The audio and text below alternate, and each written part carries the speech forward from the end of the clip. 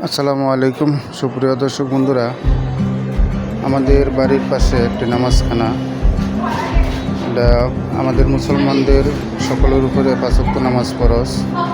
আমরা বাড়ির পাশে একটি পাঞ্জাখানা নামাজের জন্য ব্যবস্থা করেছি। আমাদের বাড়ির আশেপাশে সকলে আমরা এখানে জামাতে 5 ওয়াক্ত নামাজ আদায় করি। আমরা সকলেই 5 ওয়াক্ত নামাজ জামাতে আদায় করার চেষ্টা করব এবং অন্যদেরকেও বলবো। এরকম আমাদের বাড়ির পাশে যদি আমরা একটা মসজিদ দূরে থাকে, তাহলে আমরা একটা নামাজখানা এরকমভাবে তৈরি করে আমরা সকলে একসাথে নামাজ আদায় করলে 22 গুণ সব। জামাতে নামাজ পড়ার ফজিলত মর্যাদা আমরা সবাই জানি।